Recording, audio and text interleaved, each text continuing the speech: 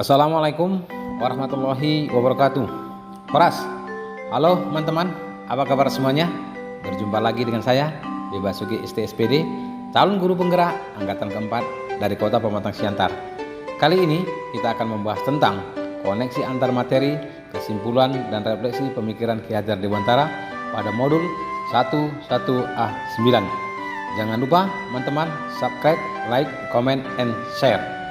Berdasarkan penjelasan materi yang telah dibahas sebelumnya, maka dapat saya kemukakan bahwa apa yang saya percaya tentang murid dan pembelajaran di kelas sebelum saya mempelajari modul 11.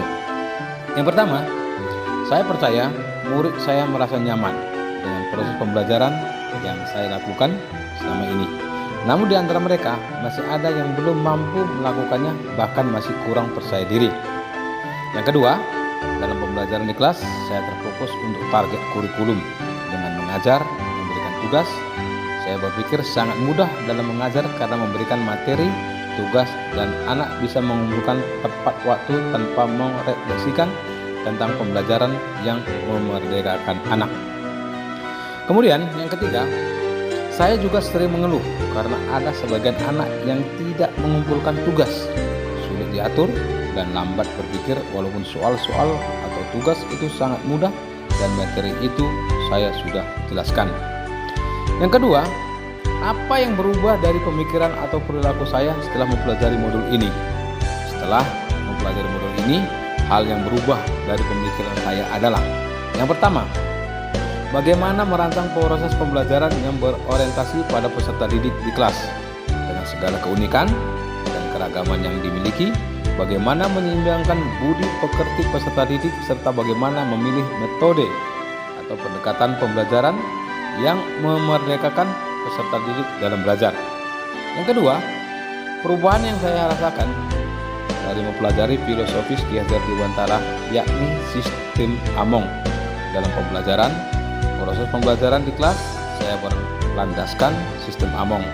Pembelajaran yang dilakukan di kelas bertujuan untuk mendidik anak sebagai subjek bukan objek, karena anak adalah pusat pendidikan.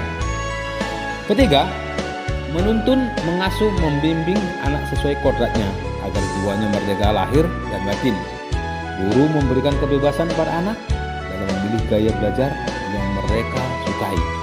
Dari yang tadinya hanya menuruti instruksi akan berubah menjadi merdeka belajar.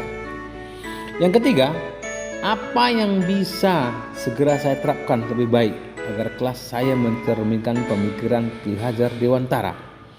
Yang bisa segera saya terapkan adalah: yang pertama, bagaimana merancang proses pembelajaran yang memerdekakan peserta didik dalam belajar, sehingga sebagai pendidik tidak hanya untuk sibuk memikirkan perangkat pembelajaran saja atau kepentingan lainnya.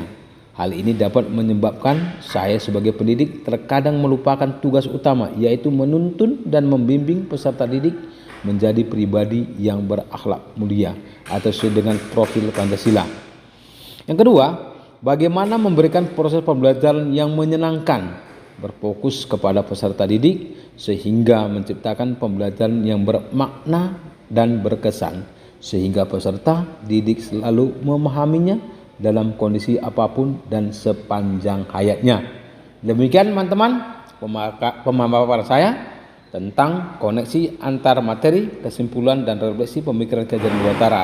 Sampai berjumpa di lain kesempatan. Terima kasih. Horas, horas, horas.